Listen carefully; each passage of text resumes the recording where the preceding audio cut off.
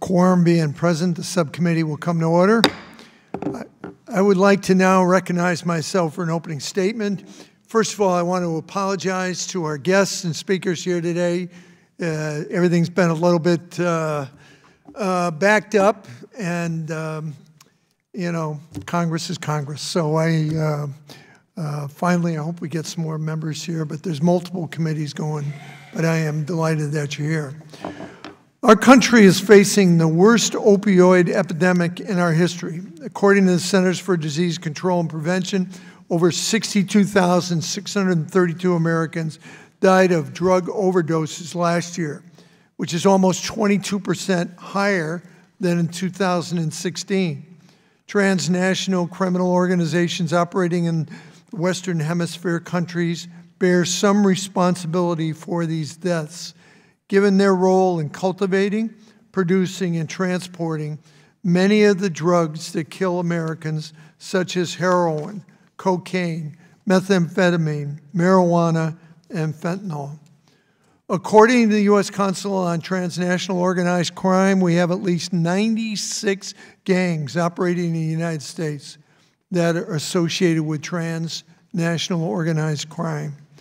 Today's criminal organizations are a new kind of threat. They operate like international operations, or corporations, and use legitimate franchise structures that make combating them more difficult. In many instances, they benefit from the protection of corrupt governments in countries where they operate.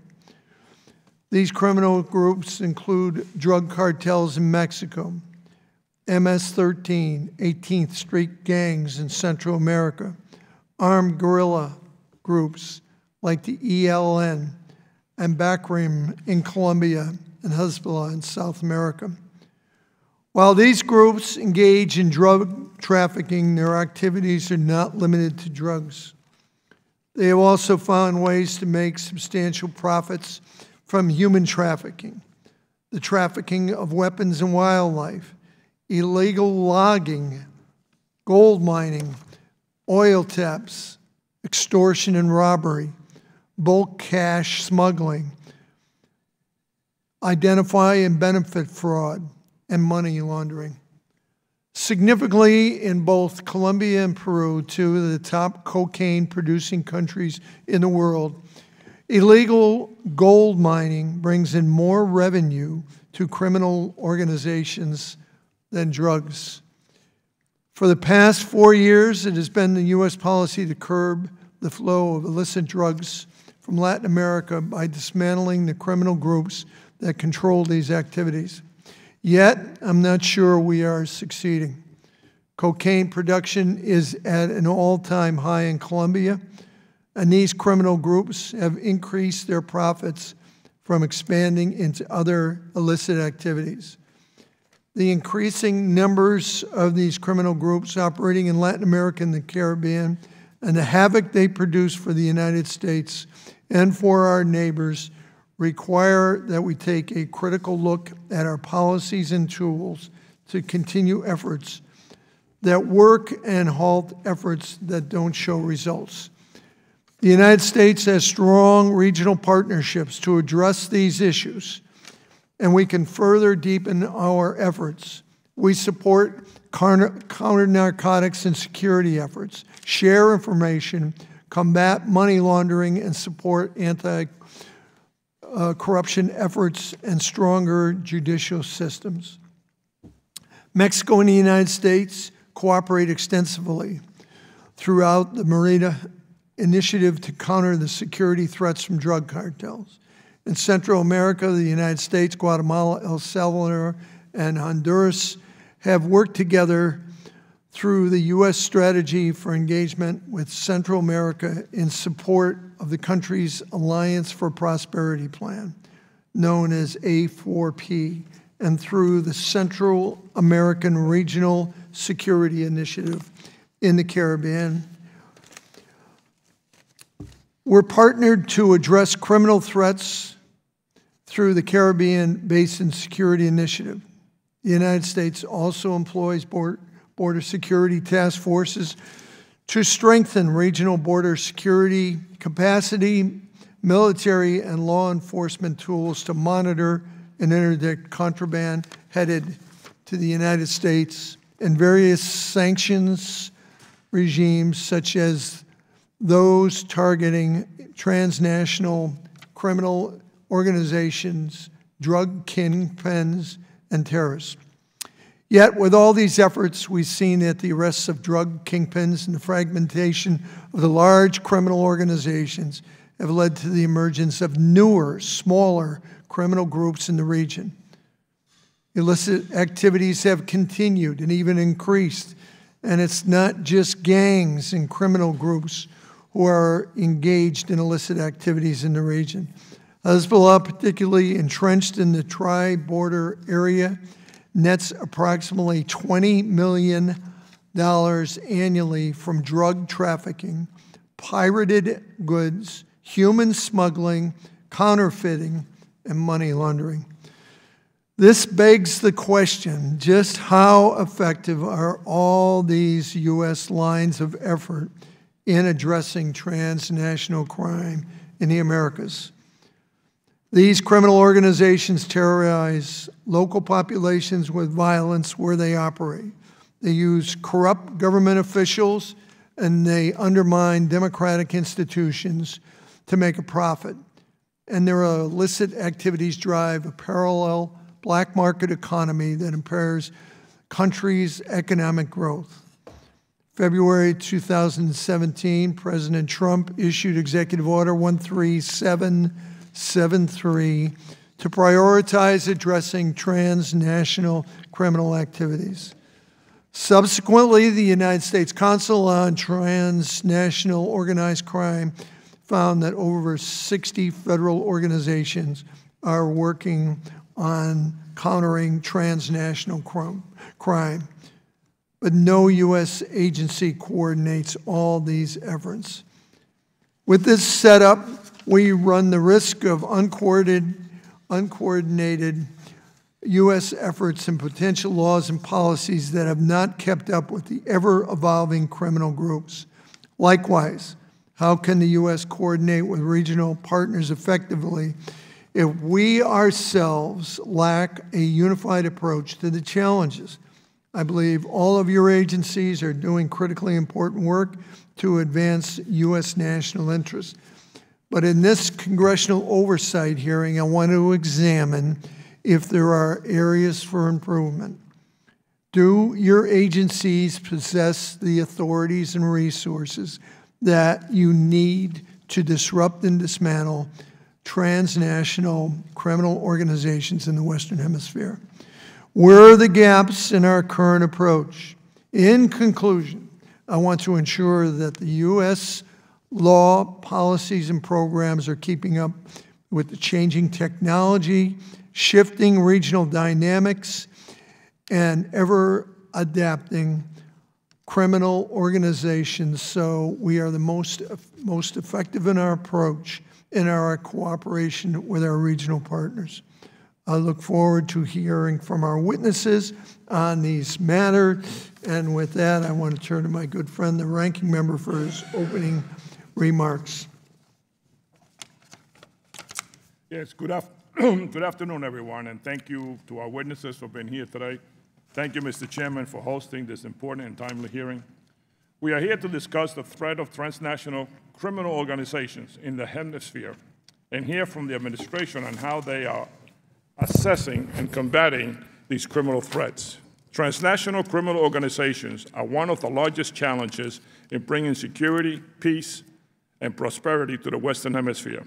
They represent a real and ongoing threat to both domestic and regional security by engaging in a diverse range of nefarious activities such as extortion, robbery, illegal mining, and the international trafficking of people, drugs, and other commodities. Furthermore, the continued success and profitability of these illicit ventures creates a flourishing prevalence of violent crimes in these areas as groups compete for control of territory and revenue streams. These criminal organizations present one of the greatest risks of stability in the Western Hemisphere and should undoubtedly be a top priority for the U.S. foreign policy. Combating these criminal organizations requires strong cooperation with our allies that focuses not just on security, but also economic development and opportunity. We must counter the root causes of instability that leave young people vulnerable to joining transnational criminal organizations. These root causes create the condition that allow illicit networks to flourish. Unfortunately, despite President Trump's rhetoric on drug trafficking and being tough on crime, he continues to make missteps that embolden these organizations. By proposing draconian cuts to the foreign assistance, in which we choke off our embassies and civil society from doing necessary work on the ground to keep communities safe. The President makes it more challenging for the United States to foster alliances and build trust, both with our neighboring governments and the people living in them needed to combat these threats. I am eager to hear from the administrations on how the President's actions impact the United States' ability to combat transnational criminal threats, and what more our agencies and allies needed to help keep not just Americans, but people living throughout the hemisphere safe. Thank you, and I yield back for my balance. Thank you very much. Before I recognize you to provide you with your testimony, I'm going to explain the lighting system in front of you. Oh, you didn't, you snuck in on me. Okay. I will forego the lighting instructions and recognize Ms. Torres from California. Thank you, Chairman Cook and Ranking Member Series, for holding this very important hearing, and thank you for allowing me the time for an opening statement. Thank you so much to our witnesses that have taken the time to be with us today. Transnational organized crime is a threat and stability, not only to our security here in the U.S., but also to our allies and throughout the hemisphere. It has taken a toll on the people all throughout the hemisphere, from the cocoa fields of Colombia to the streets in my hometown of Pomona, California. This is an issue that we can't avoid, but it's not an easy issue to deal with either. The reality is that our lax gun laws are arming the cartels in Mexico. Criminals from across the region are using our financial system to launder their ill-gotten funds. In too many countries in this region, from Venezuela to Guatemala and Honduras, the bad guys aren't just in the streets. Too often, the bad guys are also in their legislatures, in their police forces, and even in their militaries. So I look forward to your testimony today and to discussing and finding ways that we can truly develop a comprehensive response to address this very urgent problem in our communities. And I yield back. Thank you, Ms. Torres. Before I recognize you to provide your testimony, I'm going to explain the lighting system in front of you. This is so I remember all these lights myself. You will each have 5 minutes to present your oral statement. When you begin, the light will turn green. When you have a minute left, the light will turn yellow. When your time has expired, the light will turn red, unless the lights are out. I ask that you conclude your testimony. Once the red light comes on, you might hear, because I'm such a nice guy, a gentle rap, rap, rap, like the raven on the window ledge. And after our witnesses testify, members will have 5 minutes to ask questions. If we might have multiple rounds here, could extend that, because this is a great committee. I'm just, I feel bad. I know we got other ones going on, but some of the things that we want to cover today are really, really important. So our first witness to testify will be Mr. Richard Glenn, the Acting Deputy Assistant Secretary in the Bureau of International Narcotics and Law Enforcement Affairs at the U.S. Department of State. Previously served as the Office Director for Western Hemisphere Programs.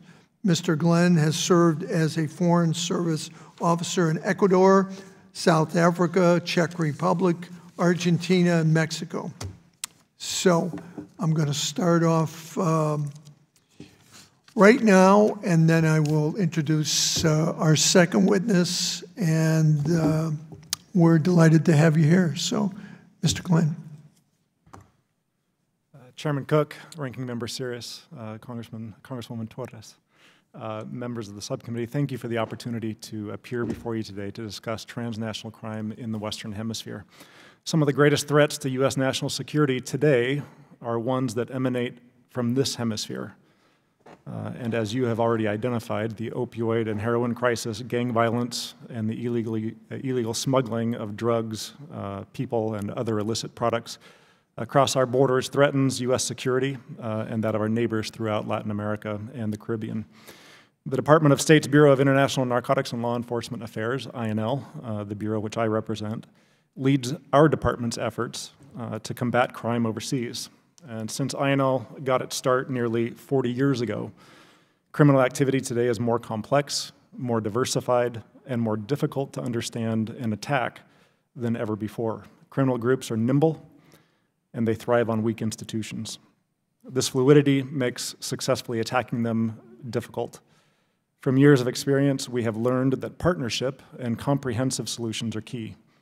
Through bilateral and regional foreign assistance programs in Mexico, Central America, the Caribbean, and South America, INL provides targeted law enforcement and counter-narcotics assistance, supporting efforts to increase the capacity of criminal justice sectors to prosecute and convict criminals, and advocating for extensive anti-corruption efforts. In support of the President's executive order on transnational organized crime, we are working closely with our U.S. interagency partners to deliver assistance and apply tools such as financial sanctions and visa sanctions to not only bring criminals to justice, but to also deter criminal behavior. Our efforts are demonstrating results through coordinated regional law enforcement operations in Central America, supported by INL and our DOJ partners.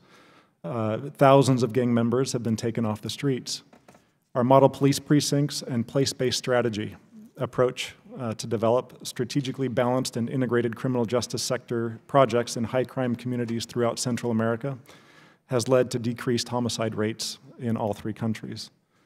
In Colombia and Mexico, our assistance has made possible targeted law enforcement operations against key high-value target traffickers. This is promising news, but we have a lot of work ahead of us. We are in this for the long game. Combating transnational crime requires coordination that is often difficult, enough to achieve among law enforcement entities within one country, let alone law enforcement entities among multiple countries. Trust is essential, and INL, together with the U.S. interagency, is working to establish and enhance relationships among counterparts in the region, including through regional trainings to be more effective and efficient at sharing information and best practices. In the Northern Triangle of Central America, INL supports the development of the Regional Criminal Gang Intelligence Platform to enable real-time information sharing for transnational anti-gang units to track gang-related activities, migration, human smuggling, and illicit trafficking.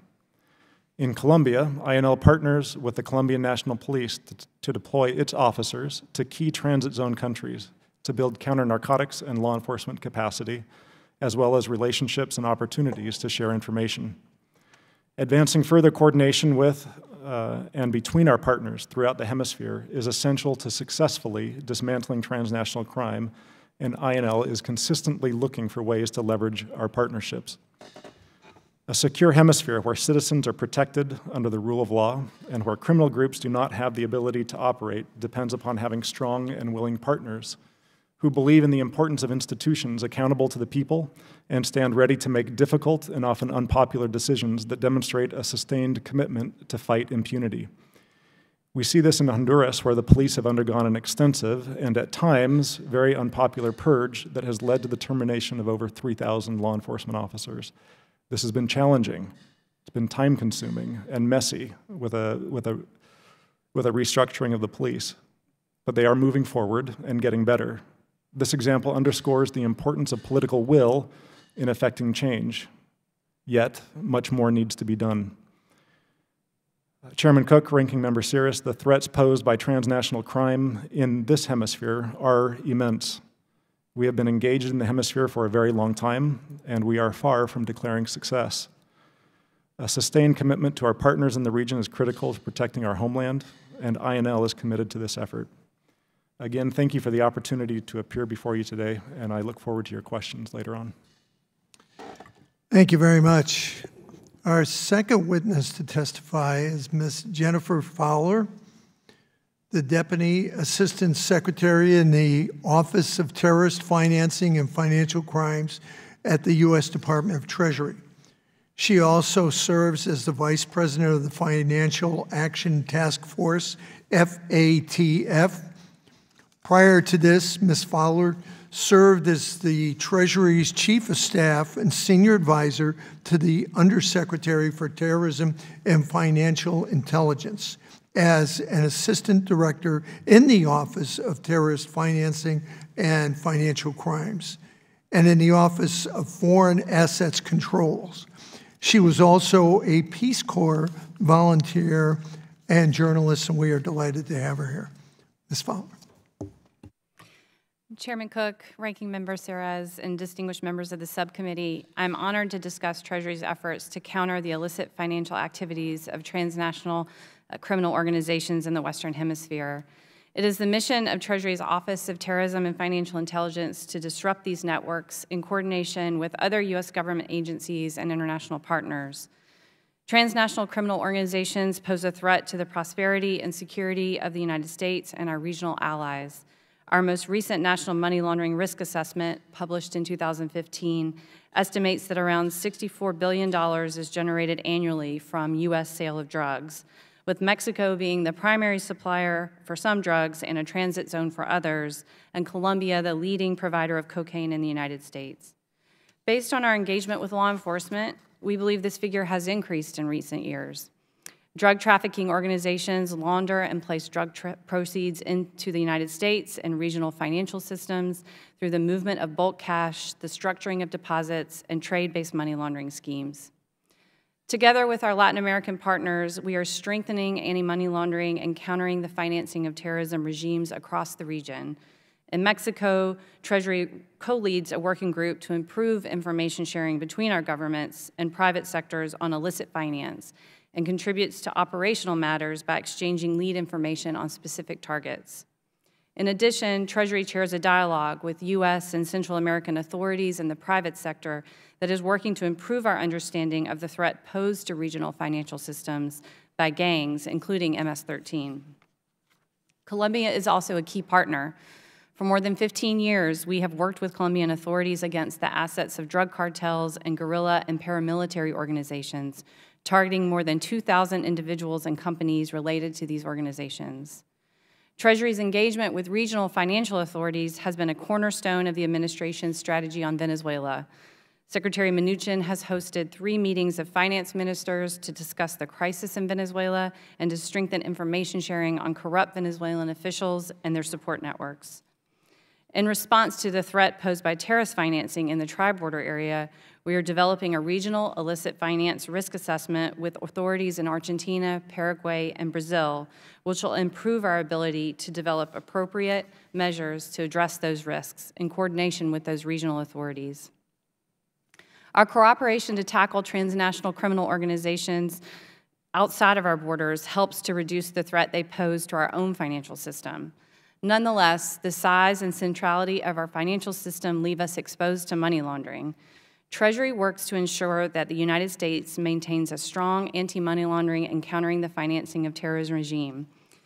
In 2016, the Financial Action Task Force reviewed our regime. FATF gave the United States the highest possible ratings for asset forfeiture and noted our effectiveness in prosecution and the implementation of targeted financial sanctions.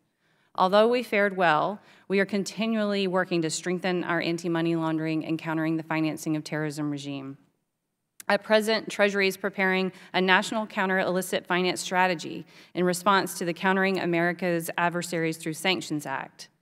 This strategy updates our 2015 National Money Laundering and Terrorist Financing Risk Assessments and will include our first ever Proliferation Financing Assessment. In our efforts to strengthen our own system, we will focus on the misuse of legal entities and real estate. Treasury's customer due diligence rule took effect on May 11th, requiring financial institutions to identify and verify the beneficial owners of companies opening new accounts and bolstering the ability of law enforcement to investigate the misuse of legal entities. We are also evaluating illicit finance typologies associated with property transactions, and Treasury's Financial Crimes Enforcement Network, FinCEN, has released advisories on the abuse of the real estate sector. In addition to these efforts, Treasury uses its unique authorities, including sanctions authorities and authorities under the USA Patriot Act, to target individuals and support networks responsible for financial crimes. For example, OFAC uses the Kingpin Act and TCO authority to target dangerous criminal organizations. In 2012, OFAC sanctioned MS-13 as a significant TCO under Executive Order 13581. Since January 2017, OFAC's Kingpin actions have designated a total of 174 individuals and entities. During that time, OFAC also designated more than 50 Venezuelan government officials and their associates, including last Friday's designation of Venezuelan politician Diosdado Cabello. As a result of these designations, hundreds of millions in assets have been blocked. Treasury has also issued targeted economic measures, including a new executive order signed by the president this week, restricting the Maduro regime's ability to liquidate state assets at fire sale prices at the expense of the Venezuelan people. TCOs represent a threat to U.S. interests at home and throughout the Western Hemisphere, and we will continue to work to protect the U.S. and global financial systems against TCO abuse. I look forward to your questions. Thank you for asking me to testify today. Thank you very much. Next will be Rear Admiral Brian Hendrickson, Director of the Network Engagement Team at U.S. Southcom Southern Command. Rear Admiral Hendrickson has served in numerous naval special warfare assignments and has served as assistant to the Vice Commander of U.S. Special Operations Command, military deputy at the Defense Innovation Unit, experimental, and deputy commander of the Naval Special Warfare Commander. Admiral, thank you. Chairman Cook, Ranking Member Series, members of the committee, thank you for the opportunity to appear before you today. For my written statement, I've submitted the Southcom Commander's annual posture statement to the Senate Armed Services Committee, which covers a broad range of both challenges and opportunities in the Western Hemisphere. First, I'll focus on the challenges. Every day, our southern approaches are under assault by criminal networks whose smuggling operations reach across Latin America and the Caribbean and deep into the United States. These groups exploit every land, sea, and air border to traffic drugs, people, weapons, and other illicit goods throughout the Western Hemisphere and beyond. Their corrosive activities pose a threat to the stability of our partners and to our national security. It is no coincidence that some of the most violent places on this planet are located right here in our hemisphere. They're home to the criminal networks like MS-13, the Sinaloa cartel, and others. While our partners bear the brunt of this violence, these networks, and many others, have a significant footprint in the United States. The region is also home to networks that specialize in smuggling illegal immigrants from places like Afghanistan, Pakistan, Yemen, Syria, and Iraq. All places where terrorist organizations like Al-Shabaab, ISIS, Al-Qaeda, and their affiliates operate. Now, migrant smuggling is not uncommon. What makes these networks different is the type of people who enlist their services to attempt to enter the U.S. homeland undetected. Some of these people have ties to terrorism, and some have intentions to conduct attacks in the homeland. It is unclear if these attack plans are at the explicit direction of a terrorist organization or self-inspired. But that intent and the regional vulnerabilities these networks exploit is deeply concerning. Stopping these threat networks is truly a team effort. It involves the FBI, HSI, the Departments of Defense and State, and partners like Panama, Costa Rica, Brazil, Colombia, and many others. In addition to our collective U.S. governmental efforts to target criminal networks, U.S. Southern Command, INL, DHS, Treasury, and others also build the capacity of vetted police and military units throughout the region. We provide real-world training in countering illicit financial flows, the employment of biometrics, intelligence fusion, open source analysis, border security, and maritime interdiction. The end result is capable partners who can do more with us and with each other in a layered defense to stop threats against our homeland and our shared home. I'll close with this observation. You may be wondering why a guy in a military uniform is talking about something that seems to be primarily a law enforcement mission. My colleagues here at the table obviously all play a leading role in this effort, but DoD supports them by providing unique capabilities like intelligence fusion and training. Our effort is multi-agency because the problem is multidimensional. In other words, it takes a network to defeat a network. This is a governance problem, a public health and safety problem, and above all, a national security problem. Because as our awareness and understanding grows, we learn that more and more of these networks are being leveraged by those who seek to do us harm and those who seek to do our partners harm. I look forward to discussing these and other issues with you and my colleagues. Thank you. Thank you, Admiral. By the way, I was at the Army's dive school, scuba school down there at Key West. They were saying it's better than the Navy's at Coronado. I just thought I'd throw that out there, and they also made some comment about some football game last year. Or being a Marine, I had to stay neutral on that, and I didn't get involved. But you want to comment on that at all, or not for the record, Chairman. Thank you very much. Sorry to stir things up here. Our last witness to testify will be Mr. Raymond Villanueva. Did I get that right?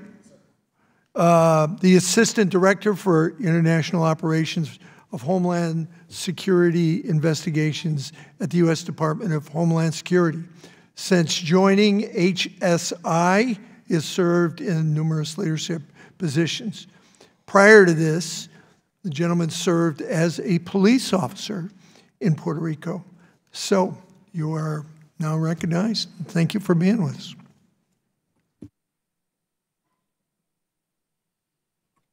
Chairman Cook, Ranking Member Series, and distinguished members, thank you for the opportunity to appear before you today to discuss U.S. Immigration and Customs Enforcement, Homeland Security Investigations efforts to investigate, disrupt, and dismantle transnational criminal organizations to include violent gangs in the Western Hemisphere.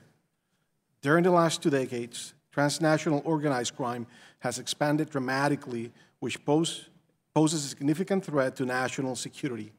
HSI takes this threat seriously and targets transnational criminal organizations at every critical location in the cycle by utilizing a layered approach. That is internationally, by pushing our borders out in cooperation with foreign counterparts.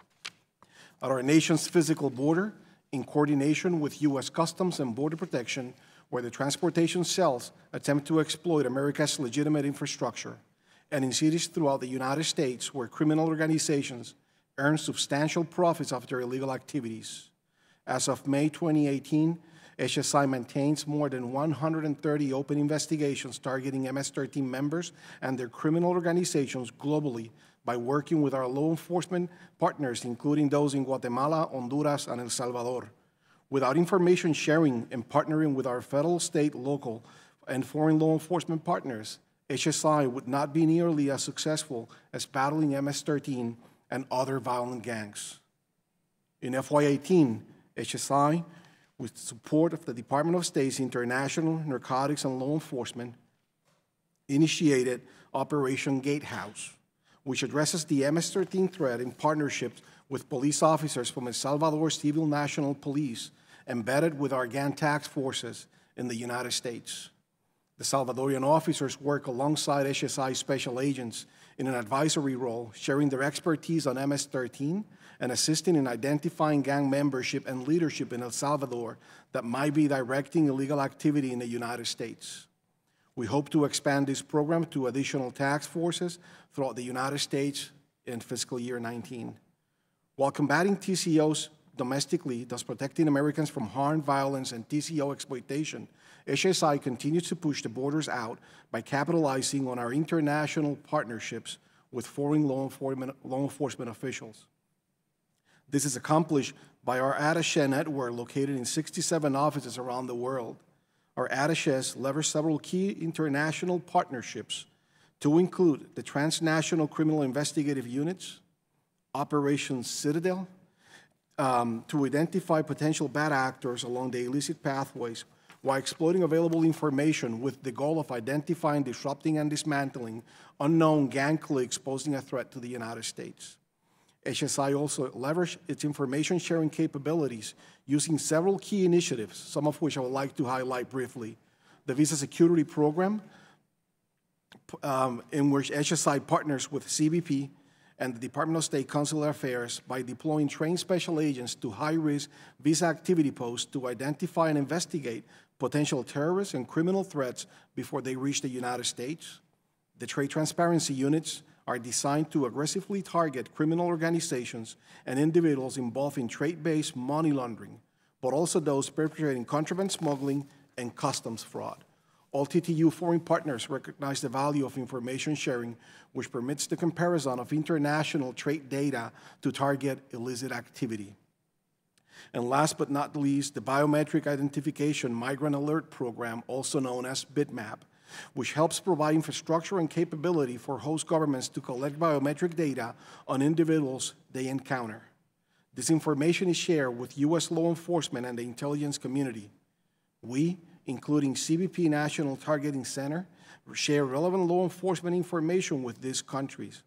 Through this process, HSI, CBP, and DoD are able to track movement towards the United States, take joint action with partner nations along the route, and deter human smuggling through South and Central America. BITMAP today is deployed to 15 countries. These operational endeavors could not have been successful without the cooperation of our federal, state, local, and foreign law enforcement partners. HSI will continue to give high priority and devote sufficient resources to disrupting and dismantling TCOs. Thank you again for the opportunity to appear before you today and for your continued support of ICE and its law enforcement mission. And I'm looking forward to answer your questions. Thank you, sir. Now I will yield myself 5 minutes to ask questions. And I want to make a comment. We had the Secretary of State here this morning. It was a long hearing, and there were a lot of issues that were covered. I myself, just to let you know, I made the comment that I knew he had a lot on his plate, what was going on, everything. I said that I've been getting the feeling, talking to many of our colleagues and friends in the Western Hemisphere in Latin America, that in many ways that region, they've been forgotten. And all these things have been on the news and everything else, and maybe they've been overshadowed with the meeting in North Korea, and ISIS, and Afghanistan, Ukraine. I can go on and on and on. The point I tried to make is that there's a lot of countries there. I think I said there were going to be 13 elections this year. There's a lot of things going on, and you got two countries that have been meddling big time. One was China, which is throwing a lot of money around, and the other is Iran, as well as the drug cartels. And I think there's, at least when we were just down there for our conference, Norma, you remember the collective takeaway, and correct me if I'm wrong when you speak, is they were, hey, United States, you better wake up to what your friends are talking about. And it's like, yeah, we know things are going on, but we got our own problems here. And they're getting worse and worse and worse.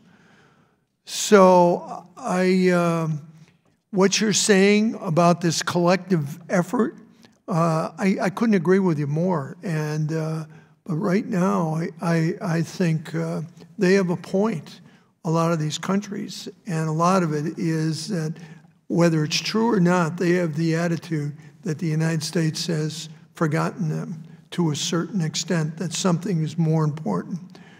So basically my question to the panel is, can you comment on that and whether you have any short solutions to save that? And it's a very difficult problem. Maybe I'm wrong.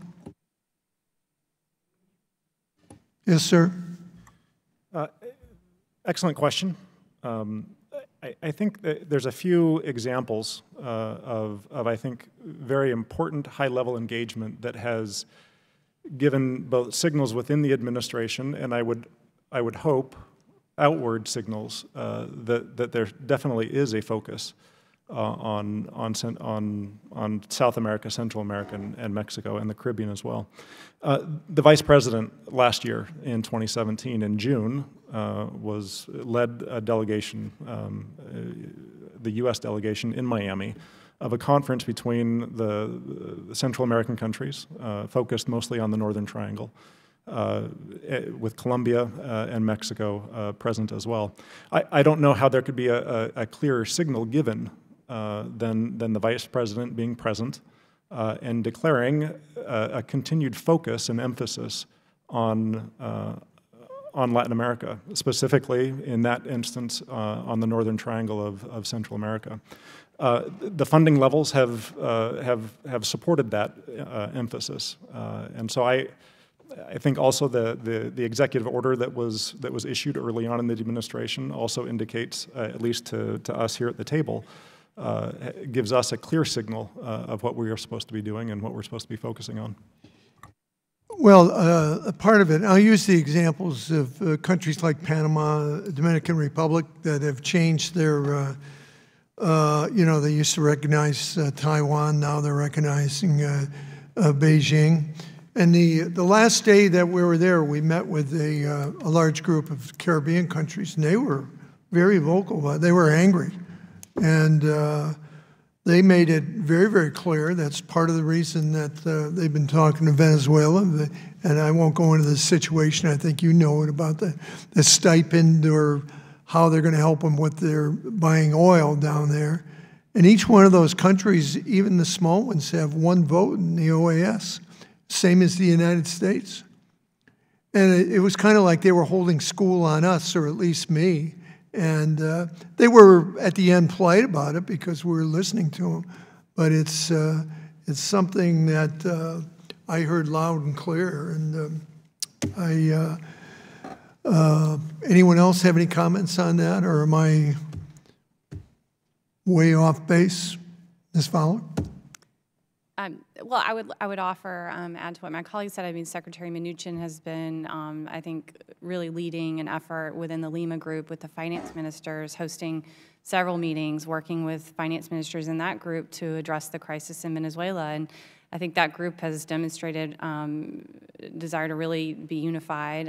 They made very important commitments, and it's an opportunity for us to really deepen a lot of the coordination we do with those countries on TCO issues at that level, so working really operationally to develop solutions and strategies. So I think that senior level commitment from the Treasury Department is there. Well, thank you. By the way, I do want to mention that was a weekend conference we went down. It was real short, I think it was 21 countries. And we had 9 members, which I was delighted that we had such a large showing to go down there, and it's like boom, boom, boom, boom, boom, boom, boom, and it's. I actually want to give kudos to my colleagues. I thought we kind of agreed. We split up what our agenda was with and the staff did a fantastic job, and I thought it was great if we could do it. I'm not going to. I'm going to turn it over, and then I'll come back. We got a lot of people. The only comment I'm going to make is, and it shows my age, is that money is a big factor down there because of drugs, gold, logging, you name it, and everything else. And it always goes back to the old bank robber who was in jail before any of you were born, and they used to ask, His name was Willie Sutton, and they asked Willie Sutton, "Why do you rob banks?" And his classic retort, "That's where the money is." And there's a lot of money, as some of the testimony that reflects it's being made in a lot of different ways. And unless we get our act together collectively, it's going to get worse and worse before it gets better, I'm afraid. So I'm going to stop and turn it over to our ranking member. Thank you, Chairman, and thank you again for being here. Yes, I think I'm on.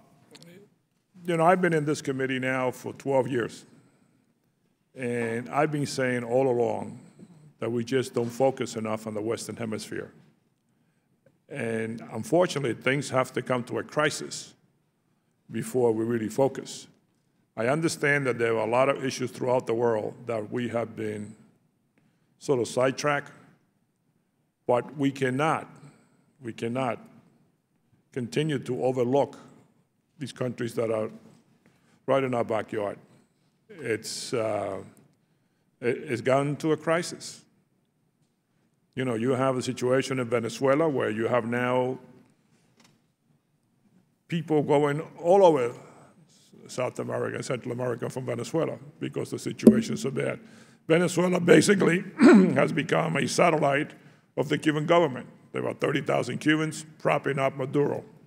You have in Nicaragua, the situation in Nicaragua now. So I don't think that it's helpful that we are going to be cutting the State Department's budget. You know, we have a situation now where we're cutting 31% of the United States assistance to Colombia. You know, we've been working with Colombia for a long time. Cutting 31%, I don't think, is helpful. The rhetoric coming out of the administration is not helpful at all. We have to work with these countries. And unfortunately, calling people names and doing all these things is not going to endear these countries to work with us.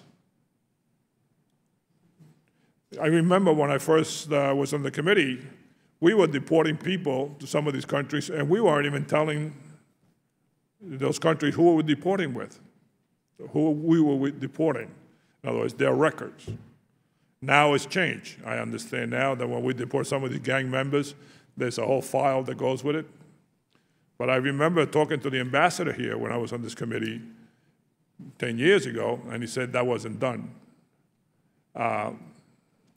Obviously, gangs are a real problem, not just here, not just in the Western Hemisphere, but here also. I remember when I was a mayor, having to deal with gangs because they were recruiting in the high schools. And we had to do a strong effort. The MS-13 and the other gangs were recruiting right in the high school. We had a real effort that we made successfully through the prosecutor's office. So all these things just keep coming up. And we need to focus our attention on what to do in those countries so we can help them deal with this issue. And unfortunately, we just don't seem to focus. You know, I asked the Secretary of State this morning, something that I get very concerned with. You have the Ayatollah promoting this revolution throughout the world. In the Western Hemisphere, you never had cultural centers. So the Ayatollah seems to be funding these cultural centers now throughout all these countries. There are over 100 of them. We have to focus on that because they're not there to promote culture. I'm sorry. I don't agree with that. You have Nicaragua. You have Russia wants to build a base in Nicaragua with all these buying tanks and so forth. I mean, when we overlook some of these areas that are in our backyard, somebody fills the gap. I know China is doling out money all over the place. I met with one of the presidents. I go to Colombia a lot because I work with some people there raising money for an orphanage. and I met with the president of one of the colleges. He told me that the second most studied language in Colombia today is Mandarin. Obviously, English is the first one. But, I mean, that is pretty high up there. You talk to the president of Peru, they tell you the same thing. So I don't know how to stress to the administration how important it is that we refocus our attention on what is going on the southern part of the hemisphere. I think last year we went, it was Southcom. They showed us how many flights are coming out of Venezuela that are heading for the European Union. What's incredible, they show us the flight. Most of the drugs coming out of Venezuela goes to the European Union. But still, I mean, this is what props this country, and then you have all these people leaving Venezuela and creating nothing but problems throughout the other countries. I was talking to the Brazilian assistant ambassador. He told me that in Brazil, on the border with Venezuela, there was a small town with about maybe 8,000 people, swelled up to about 50,000. Colombia is dealing with it as best as they can, but you know, the exodus out of Venezuela is creating nothing but problems.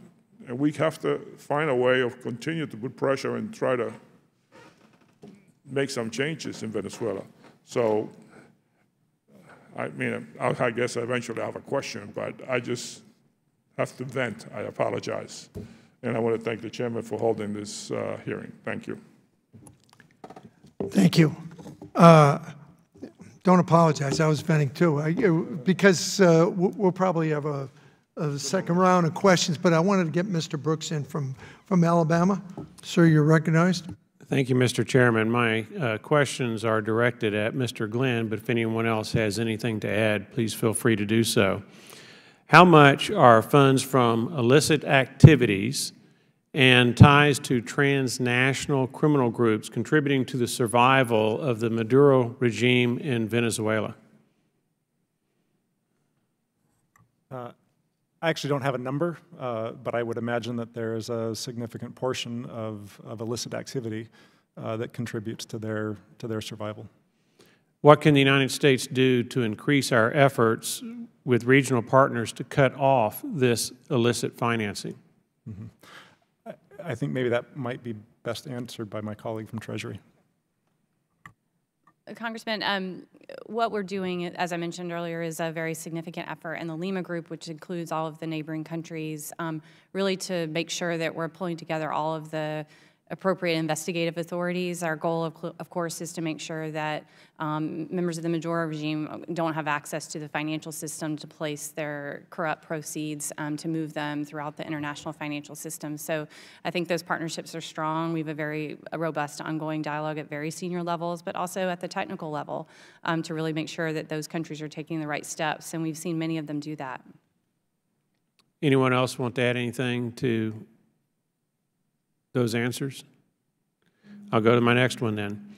How have transnational criminal organizations used the Venezuelan humanitarian crisis and subsequent migration throughout the region to their advantage? I think in any situation where you have a large number of people moving across borders and very porous borders, there is a large susceptibility to trafficking of many sorts, whether it be human, wildlife, and of course narcotics. So there is an increased risk because of that movement.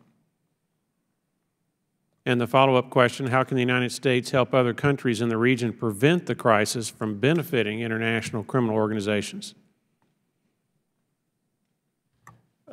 I think our continued assistance to Colombia, especially Colombia since it neighbors Venezuela, is crucial.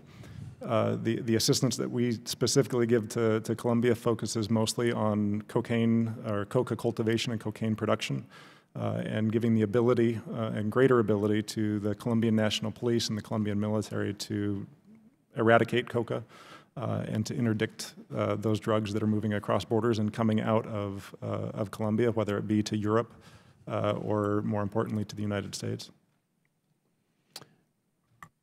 Mr. Glenn, I'm going right back to you with some more. Have you seen any evidence of the Maduro regime in Venezuela supporting Colombia's criminal groups, FARC, dissidents, ELN, BACRM, or others? I think it's well known that drug trafficking organizations and radical groups like the ELN do take refuge in Venezuela. Whether or not that's state-sponsored or encouraged, I wouldn't be able to comment on that. Anyone else want to try any of those questions? If not, I might can go with another one. All right. This week, the Trump administration announced new sanctions on Venezuela, which follow the sanction of over 70 Venezuelan-related persons. What is the process by which the Treasury Department coordinates with other agencies, specifically the State Department, in designated individuals or entities under sanctions programs? Ms. Fowler? Sure. Congressman, we have a very robust coordination process throughout, really, with the interagency led by the National Security Council.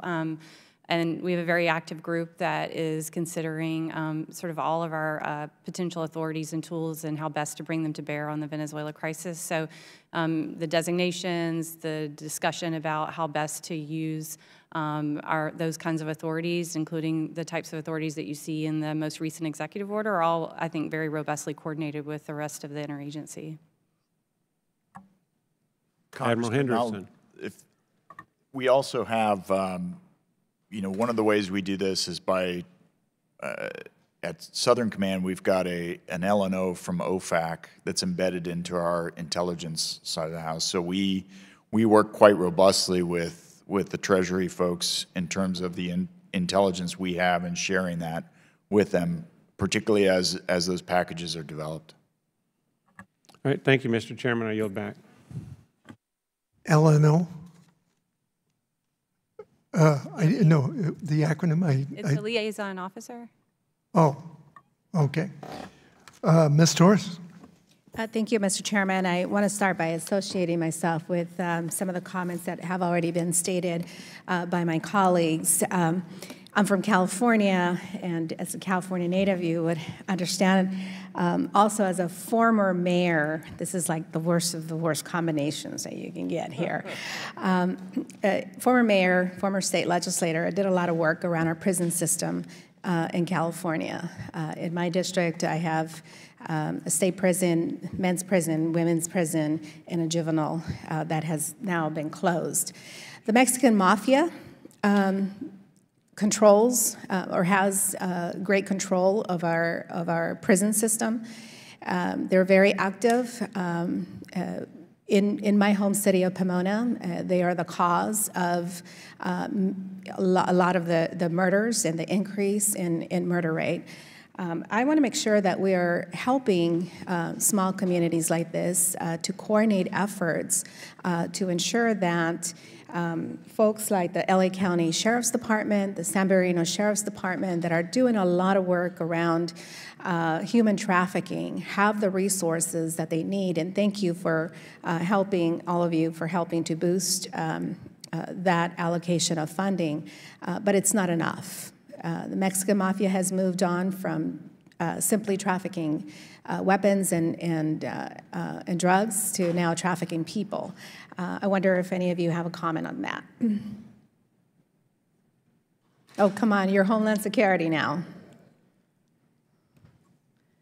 You're burning my time. Yeah, so, Matt, we work very close with our state and local partners. Going back to my early days, as the chairman mentioned, I was a state trooper, and I work with the former U.S. Customs Services Task Force, and we have that program all over the nation to work with our state and local partners to include the Border Enforcement Security Task Forces, and those joint interagency teams are deployed all across the southwest border, southern border, as well as the Canadian border, and it's through those mechanisms that we can support the small communities deal with situations like that. We'd be more than happy to follow up through our special agent in charge in the region to make sure that we're providing adequate support. As we speak, there is a press conference on some FBI activity that occurred very close to where I am, where my home police department was involved also in this investigation. So I want to encourage that type of work and involvement from our federal agencies to ensure that resources are given to our communities to deal with these issues. Ms. Fuller, the first round of the global Magnitsky sanctions included several individuals from the Western Hemisphere. What was the impact of those sanctions, and going forward, how will you use global Magnitsky authority to combat transnational organized crime within our hemisphere? Well, Global Magnitsky has been, of course, a top priority for the Treasury Department and for our Undersecretary, and we have a robust plan in place to continue to use that authority to the fullest extent possible. I can't comment on potential future actions, but I can assure you that we have a very active evaluation of information and that we have access to try to determine how best to use it, how to use it strategically, how to have the greatest impact, including in this hemisphere. As you may know, I have an amendment hopefully we'll be voting on later on today and pass it that would help with a report identifying folks specifically targeting elected officials in the Northern Triangle. Mr. Glenn, the head of the National Police in Honduras was accused of being involved in narco trafficking. What can you say about that? I read the same report, and in our this was after cleaning up the police force, right? So I read that report. We through the embassy and other groups within the government have been unable to corroborate that story. So we continue to work with him. Is he currently on duty, or? I believe so. Okay. I yield back, Mr. Chairman. Thank you very much. I just wanted, I know I was kind of venting myself earlier, and what I'm trying to get at, and I'm not sure how to do it, is we're looking for solutions here. And I'll be very honest with you, there's so many different organizations involved. It seems that sometimes we might have one organization working at cross purposes. Do you have, and I don't know, do you have command post exercises, to use a military term, where you have a scenario, and we have a number of real diverse scenarios that you could use with lessons learned from this, where you go through it and you need this, this, and this, and this, or you take away.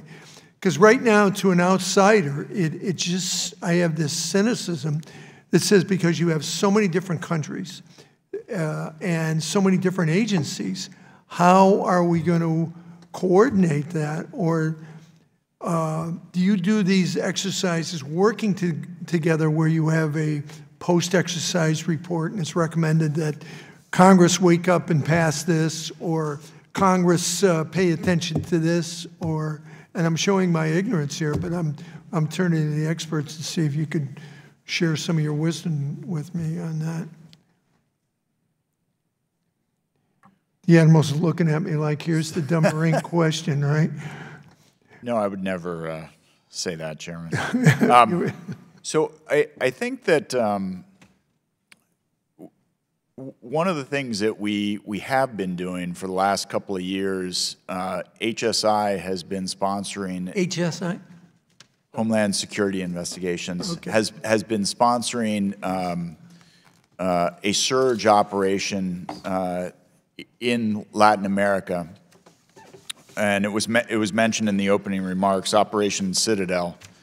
It is the best case that we have right now, where we have in partnership with HSI have been supporting them with military capabilities as they surge, mostly intelligence, but some and also some biometrics, which is yielded pretty substantial results. We go through this every year. It's anywhere from a 3 to 6 month surge, depending on the funding available. And thus far, we've seen very impressive results. We do a planning process leading up to that operation. We do a hot wash and an after action upon completion, and then we start planning the next evolution. And we take those lessons learned and incorporate them in. You know, thus far, I think trying to get after the meat of your question there, that is kind of one of those examples I can use that's really taken on a pretty substantial traction over the last several years. Is this classified, your after-action report, or could that be shared with Congress?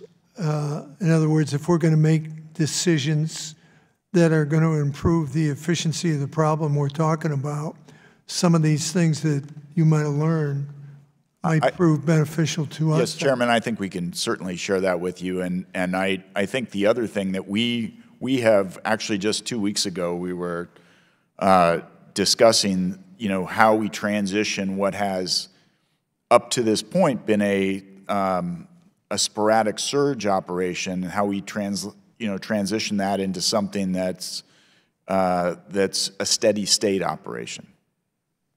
Thank you. Anyone else? Yes, sir. I would just mention the effort that has been born out of the executive order on transnational organized crime. One of the tasks out of that executive order, and now given to the U.S. CTOC, the Council on Transnational Organized Crime, it is to develop what we hope will be something similar to the National Counterterrorism Center, where strategic intelligence is matched with mission management across the interagency. That does not exist for transnational organized crime right now. So in terms of what the future could look like, I think that's a very encouraging development. It is by no means finished. It is very much in its early stages of development, but it's a very positive development. And I would look forward to, at some point in the future, when that's better established, to be able to share that with you. Mr. Sears? How significant is Hezbollah fundraising in Latin America from both licit and illicit activities? Can anybody talk a little bit about that? It's an excellent question.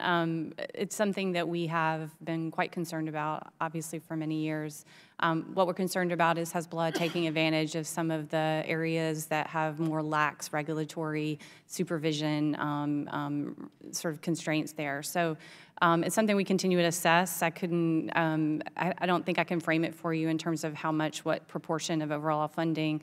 We know what Hezbollah's largest source of funding is, but we continue to look at this, and notably, we're working really closely with the countries in the region that are most affected, really much in a very close manner, to try to assess what the risk is and really work with them to build some capacity to address it and potentially to take action together. So that's our approach currently to the issue. Mr. Glenn. I was just down in the tri-border region a couple months ago, and we've been able to identify past funds to, now that Argentina is in a more cooperative posture, we've been able to give them some assistance in setting up a border task force around the tri-border area. I also visited Paraguay. That is also more willing to focus some of their efforts to match with our assistance, and Brazil as well. So I think we're not there on terms of a positive story, but we're getting there as the three countries, with our assistance, re-engage in the region. I was just going to bring that up because I was there last year, and they have a toll booth between the three countries' border. And I have to tell you, it's easier getting through there than getting through a Lincoln Tunnel where I am in New Jersey. I mean, there's nothing to stop them. There's no checkpoint. People go back and forth. We talk to the authorities. I mean, I try to make light of it, but it's very serious, the fact that we have these people just go from one to another without any kind of a check or anything.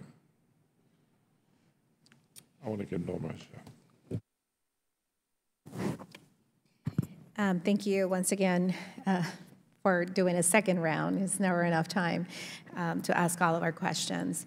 I can't remember if it was Mr. Glenn or who mentioned the Vice President's involvement or personal involvement last year at the conference in Miami. I think he's done that twice.